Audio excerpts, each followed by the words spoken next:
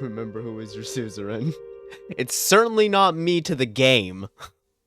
Alright, are we doing this? Thank God we're doing this. Okay, let's do it. Whew, happy to be back.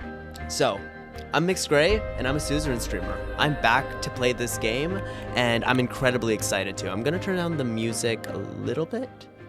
Not that I really want y'all to appreciate the incredible soundtrack on this game, so I'm actually gonna put it a little bit back up, because I adore this soundtrack. I have learned a lot over the last little while, especially in the last year since I've streamed, and I want to approach this game a lot differently.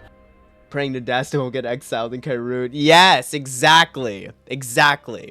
So this time we're going to take this a lot more holistically. We're going to really think about our choices. We're going to really get into this, and we're going to play this game with the depth that you would need to if you were running a real country.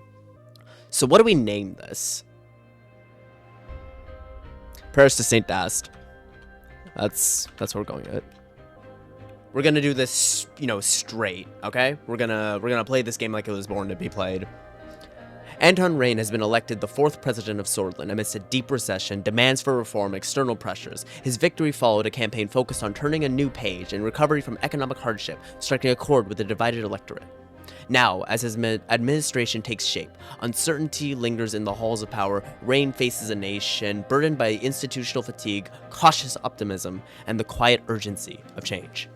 Sordland is currently a presidential republic with a population of about 36 million people. Our economy is in recession, but we are a major power in the region. 1954 it is. Let's start.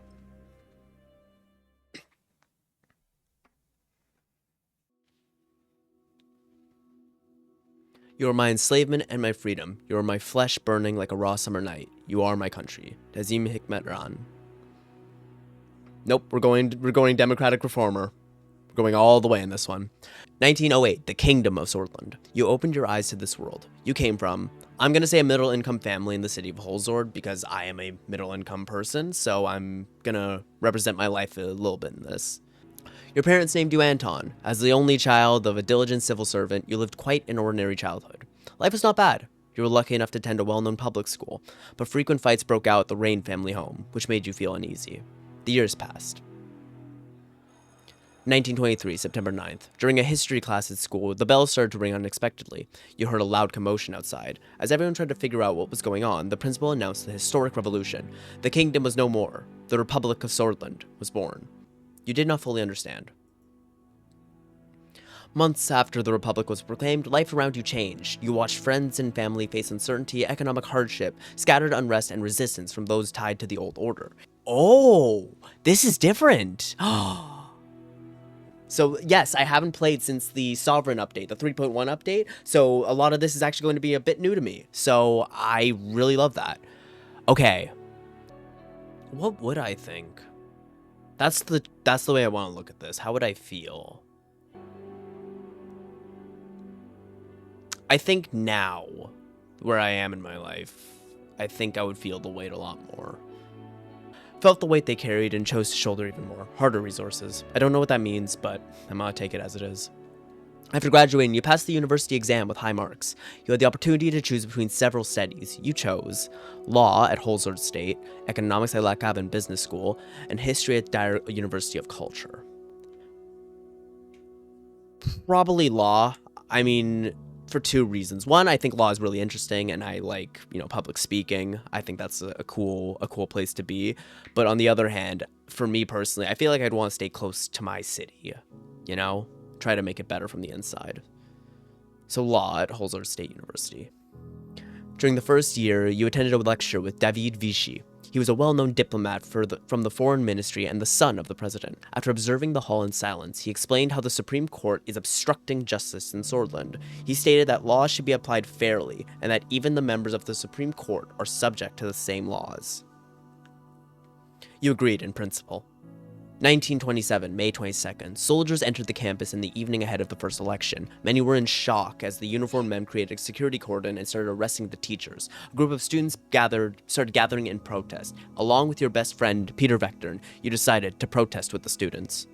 One of the officers made a loud announcement that echoed through the campus. General Ladaren declared martial law in order to restore the administration. Please stand back and disperse to your rooms. You joined the students that slowly marched towards a large group of soldiers. Suddenly, the soldiers charged. A student fell and was trampled as everybody started running away.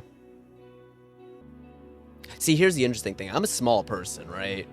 Holding my ground would probably kill me. I would have to run for risk of just dying. If I was bigger, maybe it'd be different, but I would have to run. Unlike the others, you were lucky to escape. It was a gloomy year.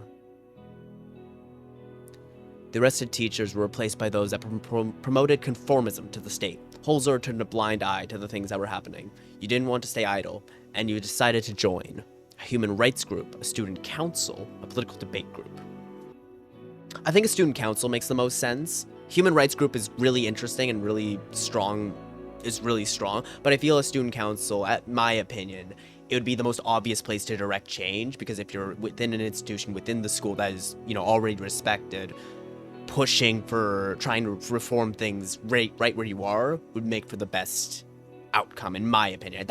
I think all of these are good.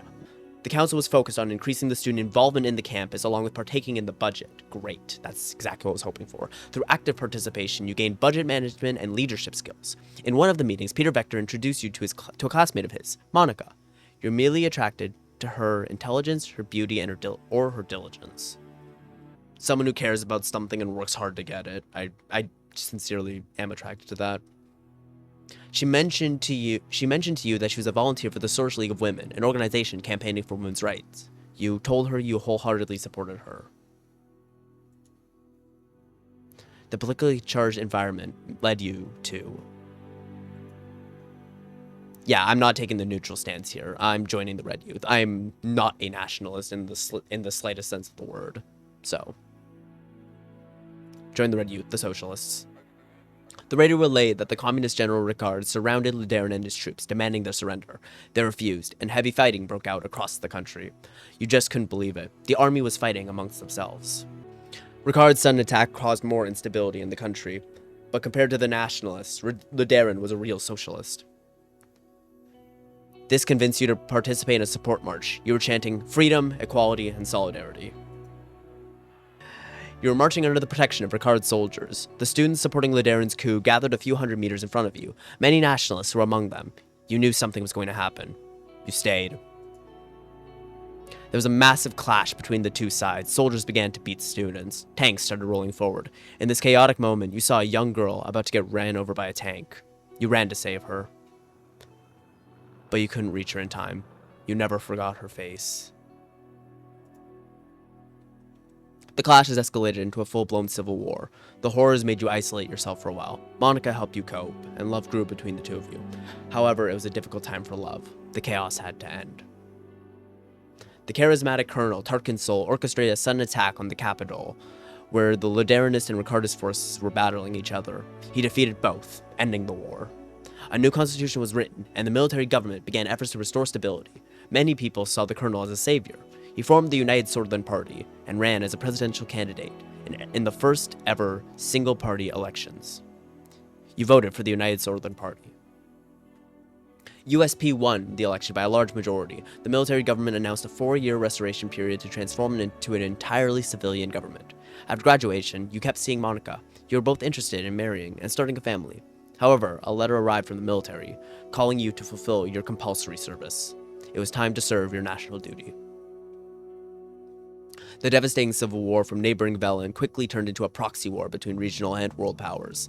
It was a very cold winter night when you began marching out of Gumrin Outpost. You could see your breath. After several hours of marching through the snowy hills, distant voices were heard. A group of refugees had made it beyond the border fence. You let them slip through.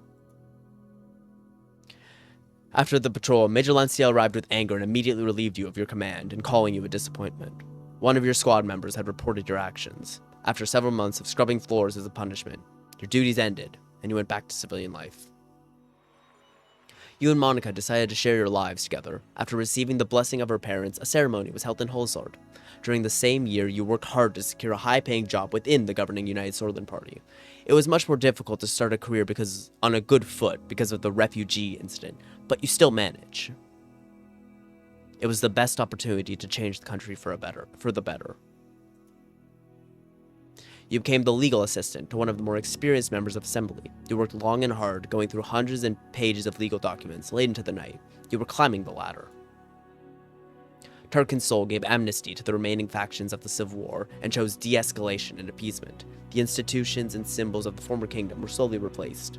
His government launched several new initiatives, such as a citizen-funded bills program to revitalize the economy, a social labor initiative to help rebuild and improve society, and a large dam project to solve the energy crisis. The first multi-party elections in the history of Sordland were held. President Tarkin Sol was elected once more. The ongoing legal battle between the Justice Ministry and the Supreme Court put you under a lot of stress, but your significant contribution to the legal case triggered an invitation to meet President Tarkin Sol himself, who offered you a key position. You were to become the youngest member of Assembly. You accepted right away. As the youngest MP, it was difficult to connect with the influential inner circle. You needed allies, so you brought in Peter Vectorn as your right-hand man. The birth of your son Frank provided a brief moment of joy and relief. You.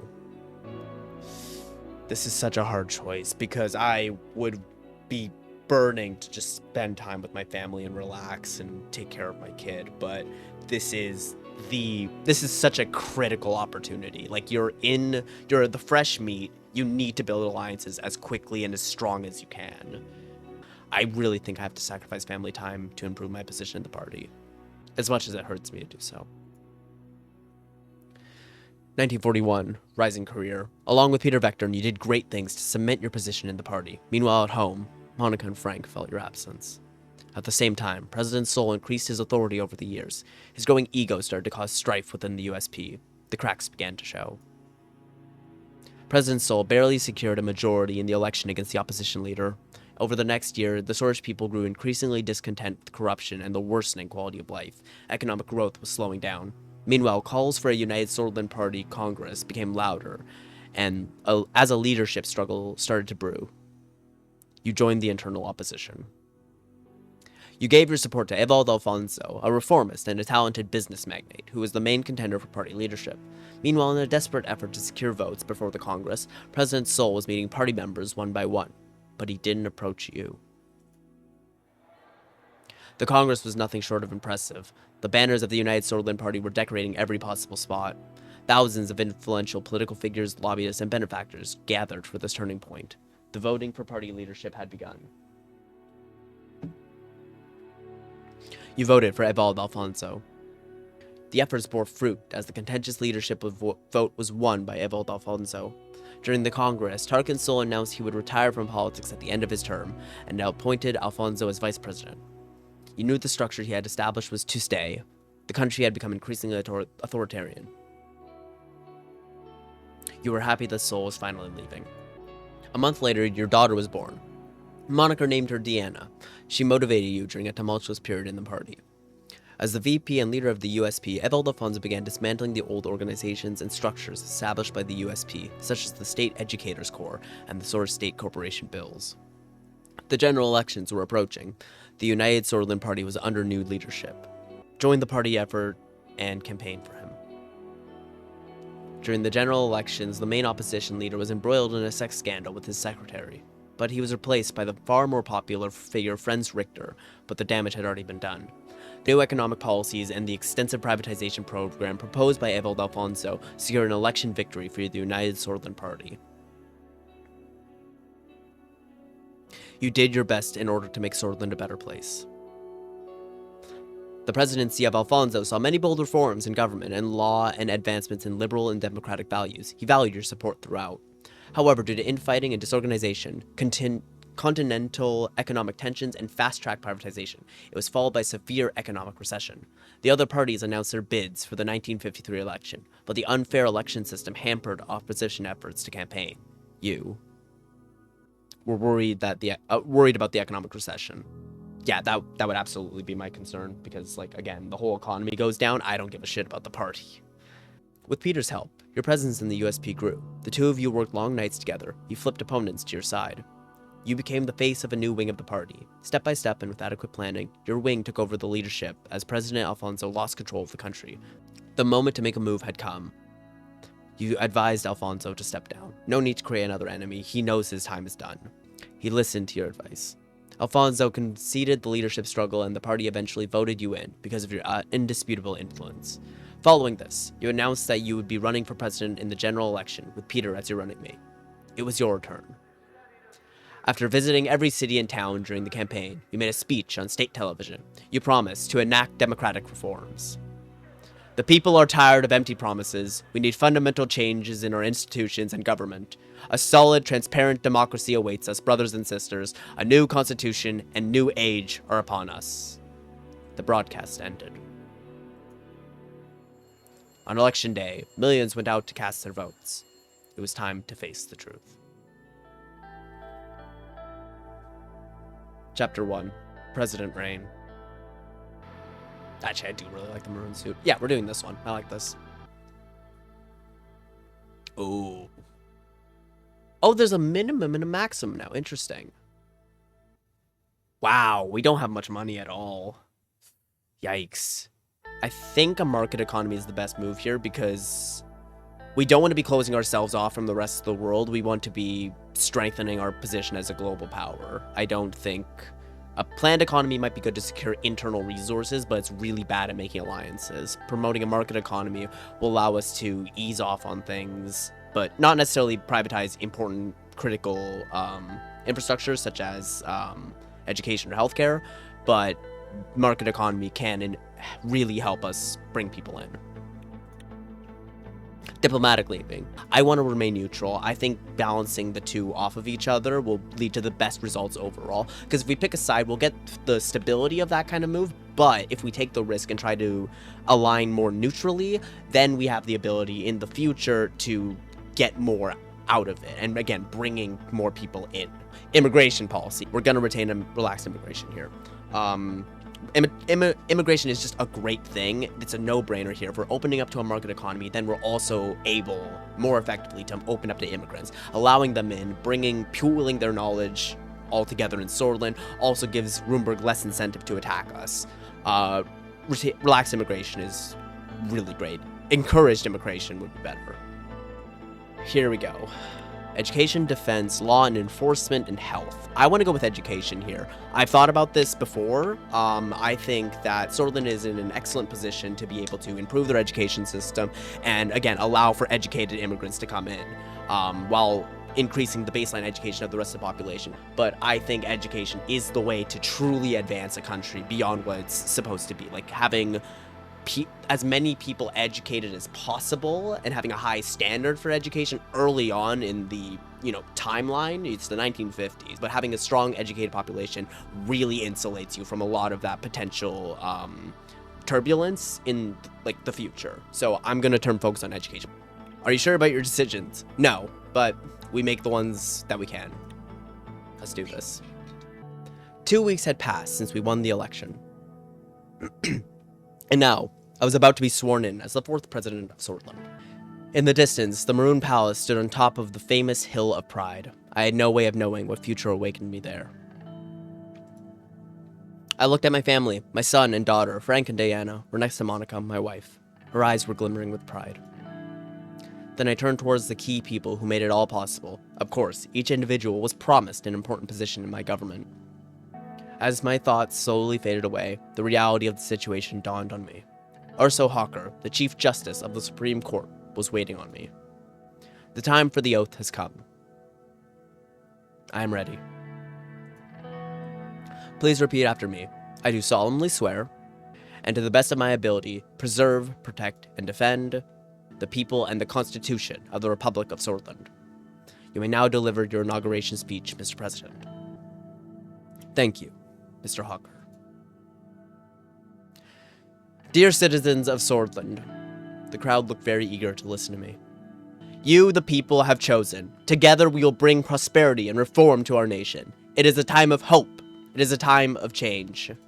Our workers are no less productive than a decade ago. Our capable minds are no less inventive. Our products and services no less requested than they were last week, last month, or last year. I promise you, we will stop the recession and eliminate poverty. It is time for a united and powerful Sordland once again. Hundreds of thousands cheered. They were shouting my name in unison. I felt the responsibility, the power, and the burden, all at the same time. I took a long look at the people of Sordland to burn this moment into my memory. One of the presidential guards came to notify me that it was time to leave. I made my way to the leading car in the motorcade. The presidential state car was a jet black Cadilla with flags of Sordland above the headlights. Next to it, a man was holding the door. Serge Volkner. Hello, Mr. President. I still felt euphoric from the aftermath of my speech. Hearing my new title made me smile even more. If you'll allow me to introduce myself, I'm Serge, your new driver. Nice to meet you, Serge. It is an honor. Isn't it a beauty? The Maroon Palace. He was right. Sunlight glinted off the palace's many maroon-colored domes. It was so bright that I had to look away. Every time I look at it, I'm reminded of my duty to this nation. So do I, Serge. Is the beating heart of the nation, after all. Have a great day, Mr. President. Amogna Veskor. He referred to the famous Swedish phrase from the times of the Revolution, Amogna Veskor, Vekten Sista, which meant morning will come, victory is close. Vekten Sista. I made my way upstairs through the extravagant corridors of the palace. Marble and engraved wooden finishes decorate the interior. My footsteps echoed through the colossal halls. The guards bowed their heads in respect as I opened the massive doors to my new office. Whew, okay. We've got a lot ahead of us. Notepad. I want to be making very good use of this. Let's take a look at our reports. Okay, scattered logistics and whole sort. I'll make a little note of that. Port of Lackhaven loses importance. The latest marine traffic reports show that the port of Lackhaven is no longer the busiest of the Merkopa continent, falling behind to the third position. The report calls attention to the alarmingly low levels of productivity growth in Agland, where there are also high rates of food insecurity, malnutrition, and rural poverty in inner parts of the region. The mayor of Arvory, Eric Neal, reports a lack of adequate infrastructure around Arvory, which seriously undermines the attractiveness of Arvory's investment client. Okay, so Agland in desperate need.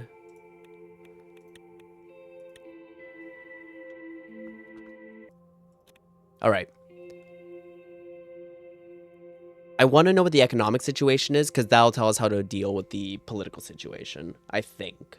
Lilius, my interior minister, strode in. She was clad in shades of brown and beige, and the only spot of color of a bright yellow Desnerus cross on her necklace. Gus followed soon behind. Don't be an idiot, Lilius. What about the unemployment crisis in Greater Holzord and Gelsland regions are going through? These areas are our economic heartland. Gus curled his hands into fists. The Minister of Agriculture and Rural Development's temper hadn't changed since his days of the Alfonso administration, but neither had his reputation for getting things done. His far-reaching network of connections was unlike any other. Simon Hole quickly stepped between the two ministers without looking at either of them. He cleared his throat. Good morning, Mr. President. Good morning, everyone. How are you? I am very well and motivated, Mr. Rayne. It seems our ministers are feeling the same. He was interrupted by a groan from one of the assistants by the door, both of whom were now visibly struggling to hold up the projector. Oh, you can put that there. He pointed below the painting of President Tarkinsol. The assistants placed the projector next to the table and installed the white screen on the wall. Leave now. Thank you, and please leave now. The assistants left the cabinet room. I was reminded that Simon had never quite had a way with people, but his facility with numbers had made him the most sought-after economic specialist in Sordland. Simon started looking for his slides. He always carried documentation around with him. What would you like to know about the current economic situation? What is our unemployment and inflation rate? Unemployment has skyrocketed and is now at a staggering 16%. So investments that will increase employment are very much something we need. And the inflation is at a relative high of 10%. Yeah, that's not great. Unemployment is increasing crime and drug use. We need to get people off the streets. The inflation isn't helping our average citizen either. What is our GDP and debt situation? Our current GDP is 310 billion Swedish ren. What is the status of the recession? The economy has been in a recession of about negative 6% in the past years.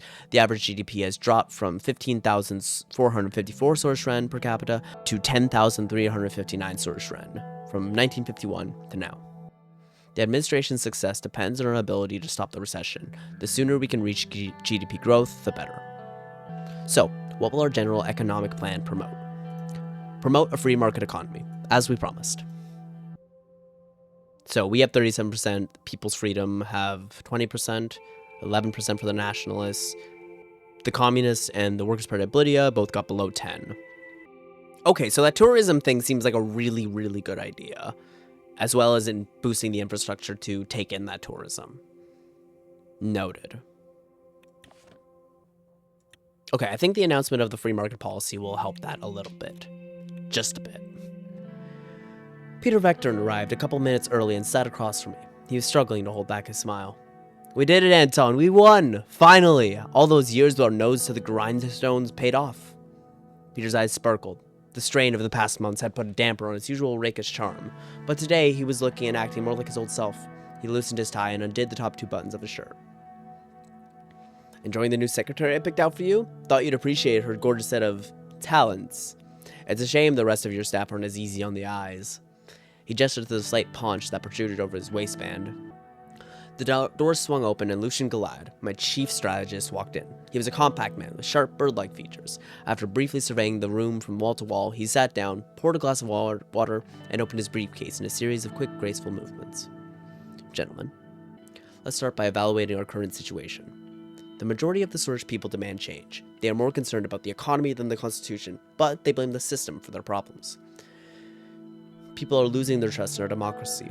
Why do you think radicals like Bernard Circus are becoming more and more popular? Everyone's expecting us to bring the change the last government did not. I agree with the reformists. Our responsibility is to democratize a broken system. That's exactly what we campaign for. A true change that will move the country forward. We will need many allies against the old guard in the government. Mr. Richter managed to persuade many members of Assembly to give their support for drafting a new constitution. Reformist politicians are increasing in number. While the reformist wing inside our party is still a minority, they could have a tripartisan majority in the Assembly, especially if they unite under Franz Richter. I support the reformists. We need a proper balance of power in this country. I agree. We can't ignore the winds of change, after all. The old guard would do its best to preserve the Constitution. Chief Justice Harcourt and his allied judges have a great influence over the Supreme Court, which will be tough to break. The court also has the final say over constitutional legislation. Without their approval, we cannot even change it. We will write a more democratic constitution with the reformists. That's what we've been preparing for internally. Don't forget the promise is what got us elected. Another important point. We must be aware of the Lotharbrook Group. The oligarchs convene under this organization to influence economic policies. Konrad Karranti led it for a long time before falling ill. The new leader is Mr. Walter Tusk. I will enter a dialogue with them eventually. We need to be diplomatic. Wise approach. It's good to understand and see if we can reach a middle ground. Lucien looked at Peter. As far as I know, Conrad's son Marcel has strong ties to this group. His influence would definitely be an asset for us, but I'm sure he'll want something in return. We need to tread carefully on all sides with all power players to survive our term. I need to underline the seriousness of the situation. The military and the general staff are a powerful element in the state, and as history tells us, a dangerous one too. We do have some room to make structural changes, by reducing their budget, for example, but it is quite limited. I want to receive the advice of the military before making up my mind. It is sound to listen to them, but they have very biased and narrow opinions. Nationalism clouds their minds. General Kruger is a specter of the past. Defense Minister Josef Lancia is more loyal to us compared to General Kruger, a fact that can obviously change with our actions. Either way, I see a potential rift between the two since they are clearly of different minds. Rivalry between Kruger and Lancia. So if he has nationalist leanings, we can probably back Josef more in that sense. If we act strongly against the military, both of those will unite against us. I agree with Lucien. We need to tread carefully here. Lucien looked at his watch. Well then, gentlemen, precisely 30 minutes. This concludes our political briefing for today. Our next meeting will be about our media strategy. See you both at the next meeting. Lucien and Peter bid their farewells and left. A mysterious amount of smoke was rising far away on the horizon, increasing homelessness in Berkshire. The bullish minority of the region is now account for 47% of homeless. That makes sense. That's unfortunate. 72% is staggering. Police report, HSU fired. Yeah, this is so bad. Jesus. Yeah, let's 5 changes. Let's see. Yeah, not looking good. Meeting on the media strategy. All right, let's do this. I've just received further information of the interior about the sudden fire that broke out at Holzer State University archives nearby. The initial reports from the Holzer police chief indicate a potential arson case in accordance with protocol. The Source Intelligence Directorate has been called. More importantly, Lucian mentioned that Marcel Caronti contacted him. The Carontis had always been known as one of the richest and most influential families in Sordland. Marcel Caronti was no exception. He was the oldest son of Cronlath Caronti, the industrialist and media mogul who founded HOS, the richest man in the entirety of Sordland. Lucian turned to me. He offered to meet with you, Mr. President. They're a powerful and influential media conglomerate. To start with, they own Sordland Today, the Sordland Today newspaper, the Source Broadcasting Corporation, which means it would be wise to have them by our side. Sorry for interrupting. What does this productive collaboration entail? He did not wish to explain the details over the phone, but rather in person. I believe I will be receiving a call from him sometime soon. There are 2 ways we can approach the media. One of them is by influencing it, which has clear advantages. The other one is keeping it independent. I mean, just as a moral statement, the media must be independent. Ideally, yes, but an unpopular leader will not be able to pass even the easiest reforms. It is of the utmost importance to maintain a public popularity and avoid damaging scandals or mistakes. 2 knocks were heard on the door. Who is it? It's Livia, Mr. President. Livia Suno, my new secretary, entered the office. Marcel Caronti, the new CEO for HOS Conglomerate, is on the line, Mr. Galad. Well, the ball's in our court now. Would you like to talk to him, sir, or would you like me to? I'll talk to him. Connect the line to my office. Livia left the room and the phone started ringing. I picked it up. It's a pleasure, Mr. Caronti. The pleasure is all mine. I know your time is valuable, so I will not waste any of it. I was just elected CEO of HOS. My strategy in the running of this conglomerate will be different from my father's approach. This is why I'm offering a partnership deal regarding our media branch. I would like to formally invite you to my resort near Conrad for a meeting to discuss the details. Thank you for the offer. I would be interested in a meeting. You will not be disappointed, I promise. Well then, I will let you return to your packed schedule. See you later, Mr. President. See you later, Mr. Caronti. I hung up the phone. I'll set things up right away. Expect a worthwhile meeting in the next month. It's settled then. Looking forward to the next month. I wonder if he has a pool. Lucian looked at his watch. It appears we're done for today. We will continue where we left off later. Thank you for your time. Let's sign this first. Section 1 of this bill stipulates a significant change in the methodology of public funds allocations to political parties. The new measure replaces the previous system based on the number of votes won in the general elections with a system reliant on the proportion of seats secured by a political party in the assembly. 500,000 for each member. Substantial increase in election budgets. Section 4 highlights an important consequence of this reallocation. Parties that do not meet the 10% election threshold will see their public funding effectively curtailed. This measure ensures that public resources are concentrated towards parties with significant representation in the assembly. I think it's pretty bad. Yeah, morally, it's pretty simple. As far as democracies go, this is pretty terrible. Like, if it's originally to the percentage of popular vote that they get, and that's based on, the funding that they get, I think that's way more proportional. I think it's way more representative. I much prefer that. I think it's better. The only other thing is who's supporting this bill. And frankly, I think it's our party supporting this bill because we get the hugest response from it. And for those reasons, I mean, obviously I want to strengthen the party because that strengthens my position, but quite simply, this is just an anti-democratic bill that I don't want to support. Thankfully, the upside from vetoing this will be increased support among the bullish population, a bit of support from the left wing, which is the Communist Party of Sordland, and I'm assuming a lot of support from the People's Freedom and Justice Party, which we want to develop a relationship with. So I think I just have to strike this down. Rayne deserves credit for crushing the undemocratic proposal, even though it came from his own party and would have benefited himself. Okay. And this. Oh, it's only one government budget. That's great. Okay. Yeah, I think we're going to do this. Invest in mega infrastructure. And here it is. Discussion of potential infrastructure projects. The view towards the Marquian Sea from Lochhaven was nothing short of exquisite.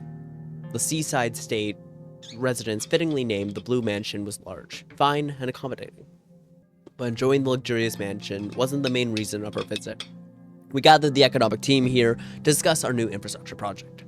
Mr. President, we need to focus on boosting the economy as quickly as possible. One of the fastest ways to achieve this is through infrastructure projects. We need to pick the most profitable option for economic growth, because we're in trouble. We're in deep trouble. We need to fix the economy.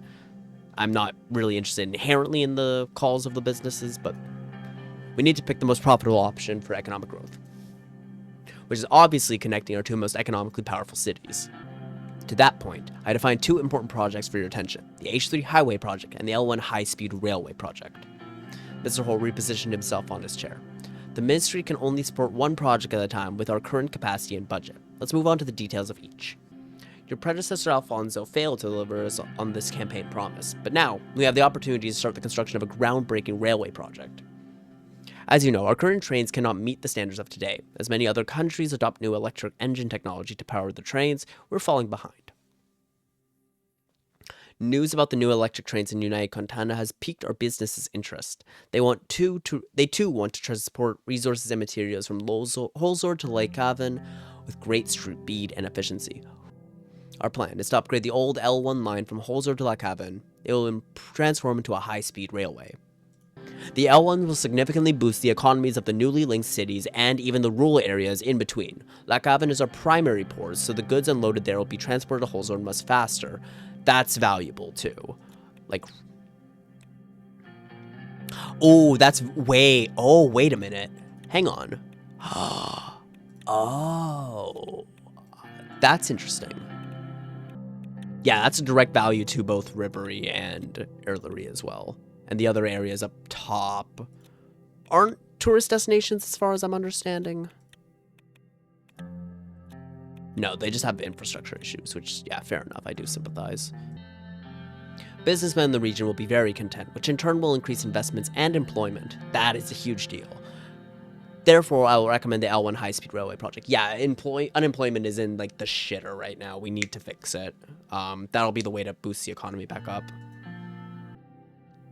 Yeah, I think the L1 highway or railway is just way too valuable to pass up on. It's modernizing our current infrastructure, which is extremely valuable. Going towards an electricity-focused model is just extremely valuable and way more efficient.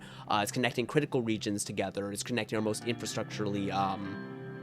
It's connecting two areas that need their infrastructure improved, and it's connecting a lot of people, many of which are in tourist destinations. So if we get that online, that could be a huge boon for us economically in the long term, especially if we go for an immigration or a tourism-focused strategy. There's way too many benefits for the L1 high-speed railway to pass up on. I have decided on the L1 high-speed rail project to improve the connections between our most productive cities. The right choice, Mr. President. The negotiations will begin in the middle of this year. You will be able to award the contract to a corporation of your choice. The ministry estimates that construction will be complete in 2 years if every step going forward is executed successfully. A personal investment opportunity has been relayed by Mr. Manger. An experienced stockbroker in Ventry City, Arcadia, is selling valuable shares of Armadine Industries, an up-and-coming electronics manufacturing company. We could invest or let the opportunity pass.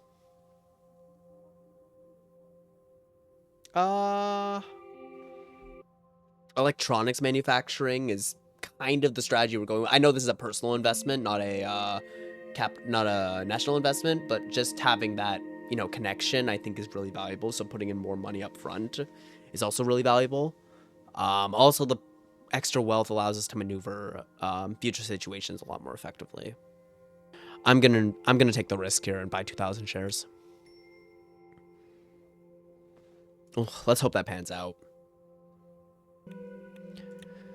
I had just finished buttoning up my suit jacket when the doorbell rang. The Presidential Guard had arrived to pick us up for the inaugural ball. The ball was a 3-decade-old tradition, breathlessly anticipated by politicians, bureaucrats, and the press. All eyes were about to be on me. I called on Monica to get the children ready. Looking in the mirror, I straightened my tie and took a deep breath. After tonight, there was no turning back. Suddenly, Deanna hugged me from behind, startling me a little. Monica had fixed her hair into an elaborate braid, woven through with ribbons. "Papa, Mama told me it's time to go." "Hello, darling, I am ready. Where's your brother?" "I think Frank is still upstairs," she shrugged. It was almost time to leave. The big ball was starting in less than an hour. "Now where's my first lady?" Monica came down the stairs. She was wearing a simple yet elegant beige sheath dress and short heels. Her hair had been neatly pinned into a chignon, showing off the pearl earrings I had gifted her for our 15th anniversary. All those years she had stayed by my side. Now we were about to begin the most challenging chapter in our lives yet. "How do you do, Mr. President?" "Embrace her." I pulled her into a deep embrace. "Monica, my love, you look as gorgeous as the day we married." "Now there's that charm that got you elected." Frank trudged down the stairs. This thing itches. Frank tugged at the collar of his new tuxedo. He seemed ill at ease. "I'm glad to have you with us for this big night." "Sure, Dad. I'm just dying to go."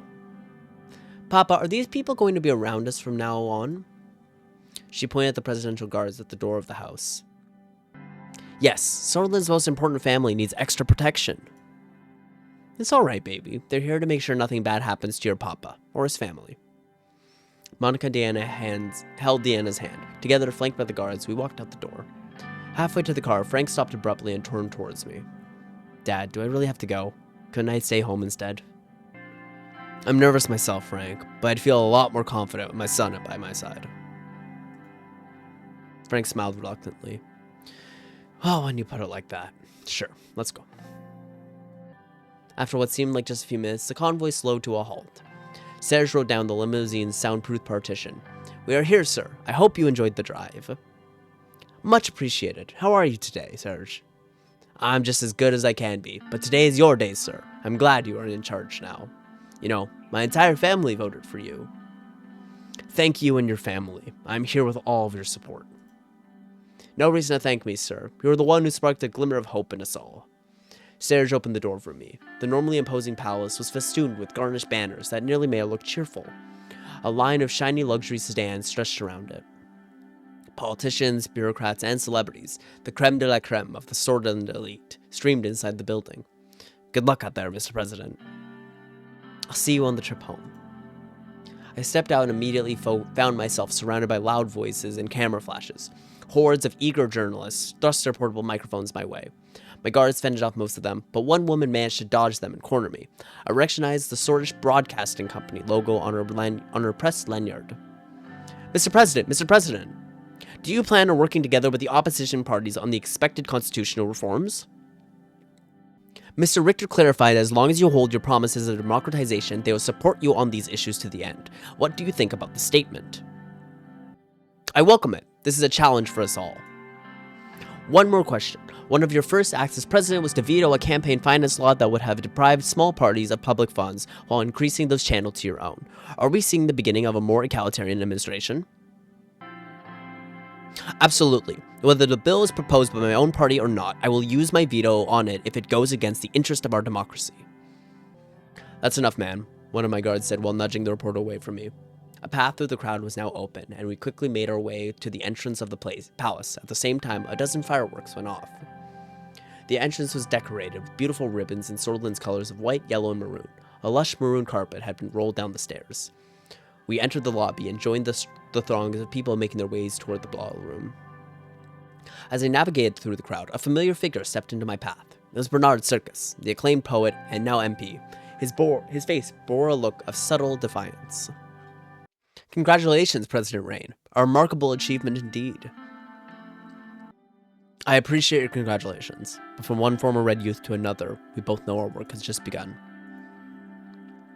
"That's right, President Rayne. Once a Red Youth, always a Red Youth. I can't help but wonder how the winds of change will blow in our Sordland now that you've taken the helm. Perhaps now is the time of our long nurtured dream of revolution will finally become a reality." Revolution, Mr. Circus. Let's hope it's a peaceful one, for the sake of both Sordland and its new president. You mustn't forget, to ride towards the sun is to invite flame, yet only through a fiery peril can true glory be found. The light of it binds us all. That is the weight of your new role. I've taken up enough of your time, President Rayne. This is your night, after all. Your friends, family, and country await. Thank you for sharing your wisdom, Mr. Circus. Enjoy your evening. Behind me, I heard a familiar voice. There they are, the most beautiful family in Sordland. Uncle Peter! Hi, Uncle Peter. It's great to see you. You two are growing faster than I'm getting wiser. Are you sure you've gotten any wiser, Peter? Maybe not. After all, I'm sticking with you. Happy to see a familiar face, Peter. Evelyn! Peter's wife, Evelyn, approached us and shook our hands with a firmness that belied her delicate features. Congratulations, Anton. I have to say, the results were clear to me from the beginning. Appreciate it, Evelyn. It means a lot. Monica, how are you? You've barely said a word. I'm more than relieved to have this roller coaster ride over with, but of course, now the real work begins. Ah yes, managing the help, planning parties, daily trips to the salon to look your best for foreign dignitaries.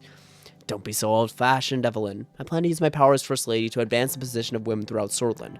Equal rights for our sex are long overdue. Wouldn't you say, Anton? Absolutely, and we'll work together to achieve that. Monica flashed me a smile. Diana suddenly jumped in between us and tugged on my sleeve. Papa, can we go? I want to see the ballroom. Of course, darling. Let's not delay any longer. Moved to the ballroom. We left the lobby and made our way towards the ballroom. We finally settled down at our dinner table with the Vectorns, as the band started playing some slow jazz tunes. That was tiring. I have to get used to it. Well. Suddenly a loud banging noise echoed from outside the ballroom, then another one, and another. Peter and I turned towards each other, realization dawning on both of our faces. Fireworks? No, gunshots! As soon as Monica heard the word, she lunged from her seat. Shield Monica and the kids. I threw myself on Monica, Diana, and Frank to shield them. Papa, what's happening? I knew it, we never should have come. Chaos broke out as some guests flung themselves under their tables and others ran towards the doors screaming. Diana burst into tears while Frank tried to comfort her, hiding the fear in his own eyes. 3 more gunshots rang out loudly. Mr. President, are you alright? Carl Greiser, head of the Swordage police force, was running towards us with 3 more police officers in decorated uniforms. As soon as he made it to us and saw that we were unharmed, he let out a big sigh of relief. Thank God. Status report. 1 second, Mr. President. He turned around quickly to his men. Check the perimeter, now! Paul, Hansen, follow my lead. We'll bring them to the safe room. He now turned to Monica, Evelyn, and the children and spoke in a softer voice. Do not worry, the situation is now under control. Please, follow me. We promptly followed Carl through the winding halls and corridors of the palace. His men still had their guns drawn, which did nothing to ease attention. On the way, Peter made an attempt to break the silence. What a fucking night. You could say that again. Carl turned to us with a serious face as we were about to round a corner. Quiet, please. Sorry, I talk when I get nervous. Peter, shut up. Carl had flipped a switch on the wall and a panel opened, revealing a hidden staircase leading to a large reinforced door. Inside, a set of emergency lights flickered on. The safe room was comfortable and spacious, with expensive-looking leather sofas. Carl stepped away from us and made a few radio calls. When he was done, he returned to me and Peter. So tell me, Carl, do I have clowns for security? No, I'm not going to say that. So what's the status? Good news. We are not in any danger at the moment. This situation has been dealt with and the perimeter has been secured by the guards and police. He glanced towards Monica, Evelyn, and the kids. If I may, sir. He gestured towards a more private corner of the room and started speaking more quietly. This is what we know so far. We have confirmed that 2 people were gunned down in front of the palace. The attacker is one of them, and we have reason to believe he was working alone. He fired 3 shots at an MP, 1 to the head, 2 to the body, instantly killing him. Presidential guards at the palace immediately shot and killed the attacker. He has not been identified yet and will require investigation. The MP that was killed was identified as Bernard Circus. This is huge, Anton. This will cause a lot of problems. A lot of problems. Peter pulled out 2 cigarettes and handed me one. He then turned to Evelyn. I could hear him trying to reassure her that everything was going to be alright. Monica was still trying to tend to Diana and Frank Diana, as Frank paced the room, mumbling that he should have stayed at home. Come for Monica and the kids. I sat down beside my wife and children. We are safe. I'll make sure everything's going to be fine. We can't be sure of anything anymore, Anton. I lit my cigarette and took a deep drag. I was going to see this through and keep my family safe. At all costs. I crushed the cigarette on the ashtray.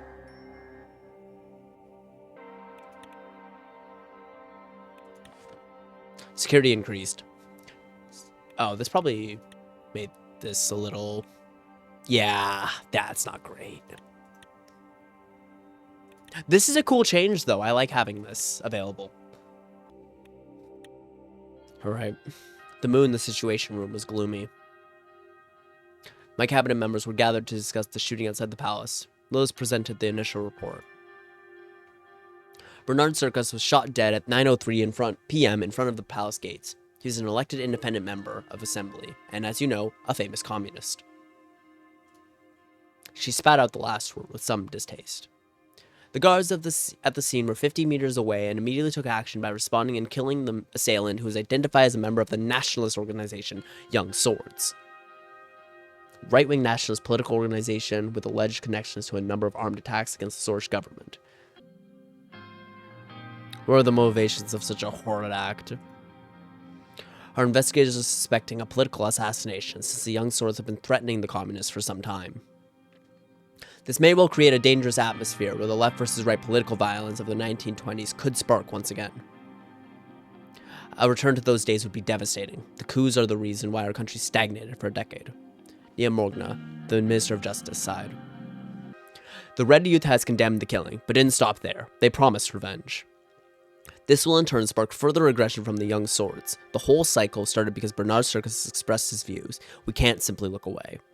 Nia had always been one of the only members of the Justice Ministry truly deserving of the name. She had survived countless attacks on her character while fighting corruption within the ministry, and rising to power has only compounded her sense of moral duty. I fully agree. We should protect freedom of speech. Our laws do, and for good reason. Silencing voices only results in fear and stagnation inside society. We had that before and know very well how it was. I hear your concerns. Our police will do their best to uphold the rights of our citizens. We will prevent such an act from happening again by making sure our security measures are reevaluated. Minister of Defense Josef Langtia grunted in approval.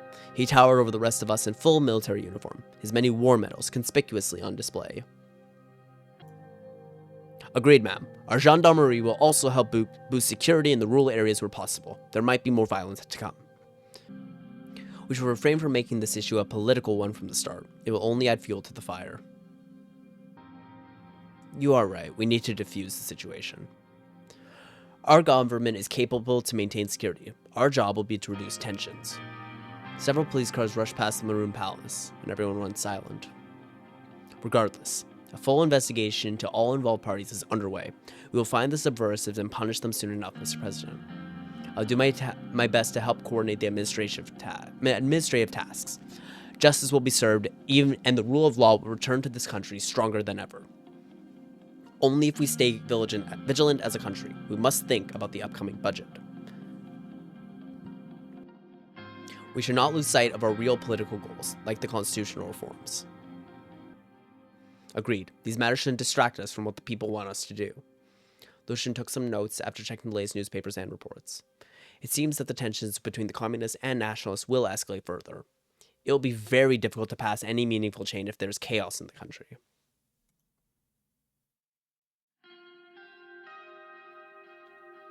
We can't pass any constitutional reform in such an atmosphere.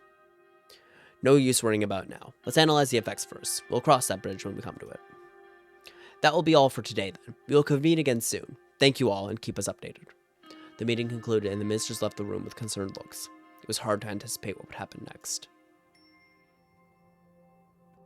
Murder at the palace. Reporters indicate a politically motivated assault by the far-right nationalists of the Young Swords. Shocking photographs have been leaked to the press showing blood-dripped stairs of the Maroon Palace. We heavily condemn this sort of political violence. This is the very cycle the president must break with reforms. Let's quickly go through our decisions and we'll reconvene next time. We've won the election. We are going with a free market economy. We declared our intentions to work with the reformists for the reform. reform of the Constitution, accepted the new offer to privately meet with the new CEO of HOS. We're going to meet with him. I vetoed a new electoral campaign finance bill that was passed by the Assembly. Yeah, that bill would have been pretty anti-democratic. I'm pretty happy we shut it down and got the support of Franz Richter. L1 high-speed railway would be the first infrastructure project of my turn. Let's hope for that. And decide to invest in Armadine Industries, an electronics company, which I think will be valuable in long term, hopefully, if we can keep everything together. Man, it's so great to be back. This was wonderful. I had a really great time. I will be back soon, hopefully about next week. Everybody who came to watch this, thank you so much. The VOD will be going up. Hopefully, I will be making these into shorter form episodes, but yeah, I'm happy to be back. I'm happy to be playing this game again. Thank you so much to Torpor Games for creating this incredible piece. I am so excited to what they do next. I'm really excited to get the full extent of what's in the 3.1 update too. But with all that out of the way, thank you all so much for watching. I absolutely love being here. I hope you all have a wonderful day, and I hope you will all join me again next week. If you enjoyed this video, please feel free to like and subscribe, and more importantly, comment. I love talking to you all. Thank you, Minecraft Man, for being a part of this. I really appreciate it. It means a lot to just have people around that, like, you know, appreciate what I do. And yeah, I think I will leave it there. Take care, have a wonderful night, and thank you all again for watching. Bye-bye.